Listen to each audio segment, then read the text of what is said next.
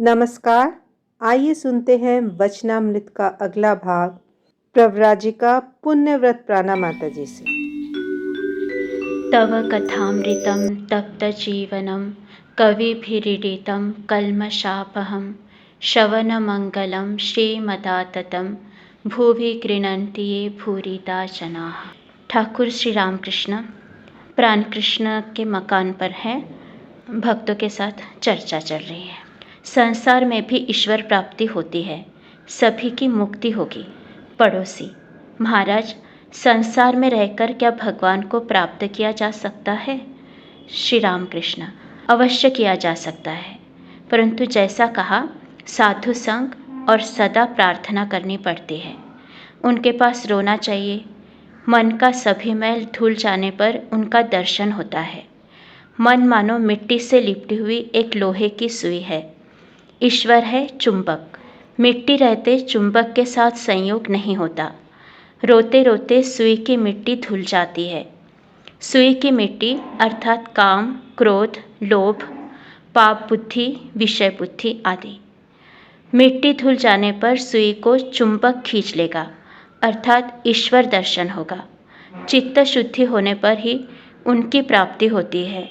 ज्वर चढ़ा है, शरीर मानो भून रहा है, इसमें कुनेन से क्या लाभ होगा? संसार में ईश्वर लाभ होगा क्यों नहीं? वही साधु संग, रो रो कर प्रार्थना, बीच बीच में निर्जनवास, चारों ओर कटघरा लगाए बिना रास्ते के पौधों को गाय बकरियां खा जाती है। पड़ोसी, तो फिर जो लोग संसार में हैं उनकी भी मुक्ति होगी?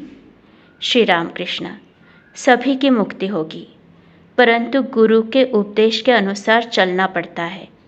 टेढ़े रास्ते से जाने पर फिर सीधे रास्ते पर आने में कष्ट होगा।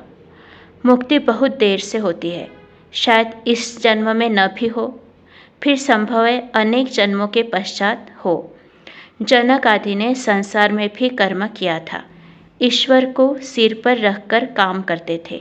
नाचने वाली जिस प्रकार सिर पर बर्तन रखकर नाचती है, और पश्चिम की औरतों को नहीं देखा, सिर पर जल का घड़ा लेकर हंस हंस कर बातें करती हुई जाती है। पड़ोसी, आपने गुरुपदेश के बारे में बताया, पर गुरु कैसे प्राप्त करूं?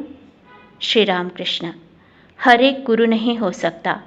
कीमती शहतीर पानी में स्वयं भी बहता हुआ चला जाता है और अनेक जीव जंतु भी उस पर चढ़कर जा सकते हैं, पर मामूली लकड़ी चढ़ने से लकड़ी भी डूब जाती है और जो चढ़ता है वह भी डूब जाता है।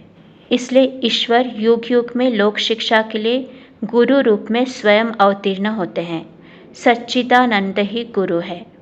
ज्ञान किसे कहते हैं और मैं कौन हूँ? ईश्वर ही करता है और सब अकर्ता, इसी का नाम ज्ञान है।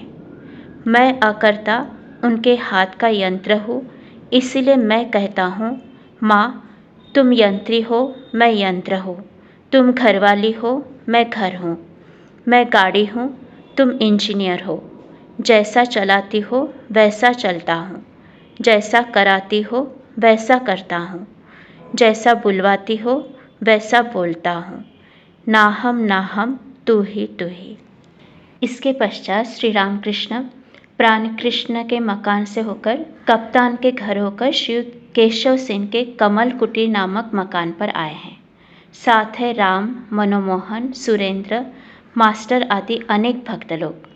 सब दुमंजले के हॉल में बैठे हैं। श्री प्रताप मुजुमदार, श्री त्रैलोक्य आदि ब्राह्मण भक्त भी उपस्थित है। श्री रामकृष्ण केशव को बहुत प्यार करते हैं। जिन दिनों बेलघर के बगीचे में वे शिष्यों के साथ साधन भजन कर रहे थे, तब अर्थात 1875 ईस्वी सन के माघोत्सव के बाद कुछ दिनों के अंदर ही एक दिन श्री रामकृष्ण ने बगीचे में जाकर उनके साथ साक्षात्कार किया था। साथ था उनका भांजा हृदय राम।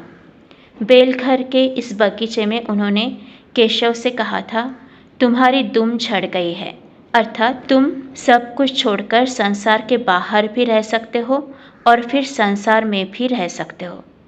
जिस प्रकार मेंढक के बच्चे की दुम झड़ जाने पर वह पानी में भी रह सकता है और फिर जमीन पर भी। इसके बाद दक्षिणेश्वर में कमल कुटीर में ब्राह्म समाज आदि स्थानों में अनेक बार श्री रामकृष्ण ने वार्तालाप के सिलसिले में उन्हें उपदेश दिया था। अनेक पंथों से तथा अनेक धर्मों द्वारा ईश्वर प्राप्ति हो सकती है। बीच बीच में निर्जन में साधन भजन करके भक्ति लाभ करते हुए संसार में रहा जा सकता है।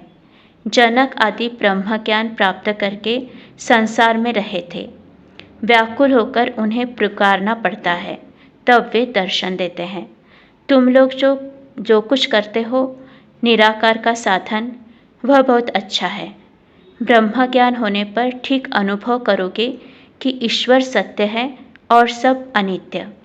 ब्रह्म सत्य है, जगत मिथ्या है। सनातन हिंदू धर्म में साकार निराकार दोनों ही माने गए हैं। अनेक भावों से ईश्वर की पूजा होती है। शांत, दास्य, सख्य, वात्सल्य, मधुर।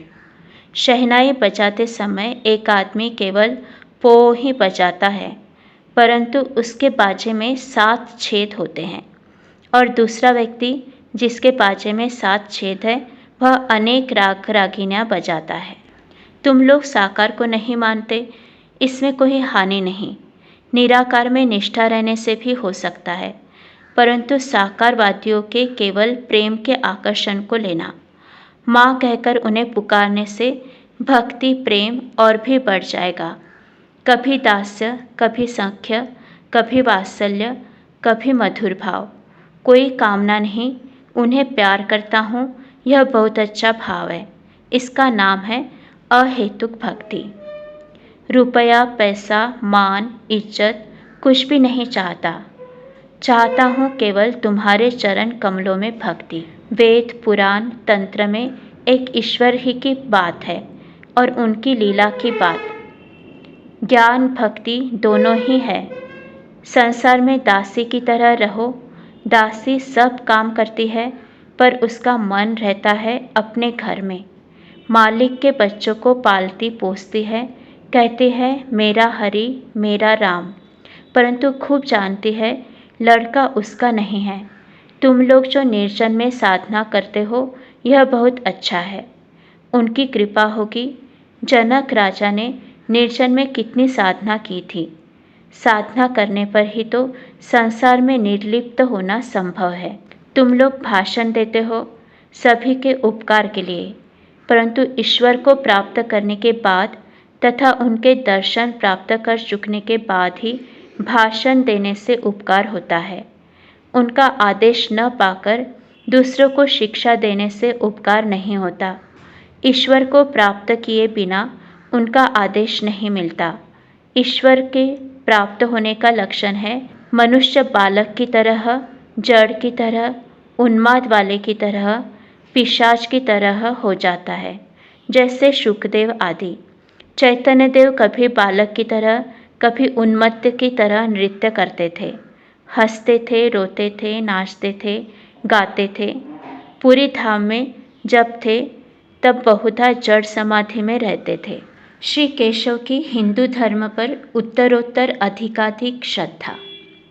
इस प्रकार अनेक स्थानों में श्री रामकृष्ण ने वार्तालाप के सिलसिले में श्री केशव चंद्र सेन को अनेक प्रकार के उपदेश दिए थे।